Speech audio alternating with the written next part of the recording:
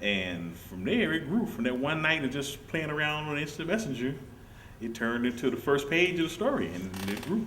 So how do you develop your character? How did you develop Roman and other characters in the book, like Jeanette, Lincoln? Well, Roman, for instance, I looked at James Bond, Mission Impossible, and said, okay, these characters, it was certain traits that characters had that I liked, and there were some I wanted to improve on or change. I wanted to make them more human, not like they're superheroes that can't be hurt. They're, mentally, untouchable, but I wanted to make them real. So I just I took them as a model and said, well, let me tweak it to my satisfaction. James Bond and who else? James Bond is say like Mission Impossible. Mission Impossible. I forgot the characters. Just like Tom Cruise, how they were super bad in their own ways. So I want this character to be bad-er.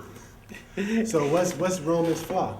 His is he's human. I mean, his biggest flaw is his human side, as opposed to his what you call his bad side, his ease of killing. It comes with a price for him, and it shows. Because after you see so many bodies, after from your hand, going to the grave, it shows. He doesn't just block it out. He's untouchable. It bothers him. He has issues. He has some little minor psychosis, you would want to say. So how did you do the research for Roman's character? Actually, when I researched like military strategy, weapons, a lot of stuff that because in the story he's like a military trained assassin. Okay. Plus a lot of stuff he learned on his own. And I wanted to try to be as realistic as possible. So I had to actually go in and research weaponry and military battle strategies and snipers, how they're trained, what they do. So it's a lot of that's incorporated, mixed with some imagination, and I will make him stand out a little bit. Yeah. So the first time we meet Roman in the book, Roman is what is he doing? He's on the train. Okay. On his way back from Southern California, after he had to put a priest to sleep. He did kill a priest. Yeah, to him, that was what he had a mission. He just went and had to put him to sleep. And how is Roman tracked?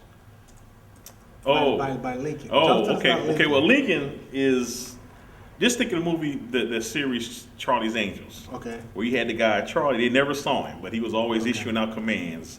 And this is how he was in relation to Roman and Jeanette. He was the man behind the background. He knew everything, but they couldn't get to him, but he knew all about them.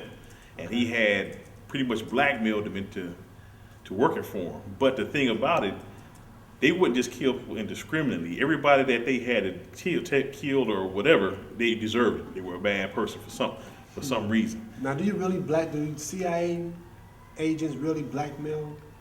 Oh yeah, if you don't have no rules, if that's the only way you have to make them do what you want to do, because if he was to find him, he would take. If Roman was to find Lincoln, he would take him out. And he knows that, so he had to have something powerful to keep him at bay. But as you read the story, you'll find out that it's not exactly the case. There's a reason why. Because Roman, if he really wanted to, he could find him and do what he needed to do, but the people that he ended up taking out were people they deserved it. But Roman is a rebel. He don't like to take orders. That's one of the reasons why he was out the military. He's not good with taking your orders and stuff. So that's one of his flaws. He liked to be unsupervised. He'll get the job done, but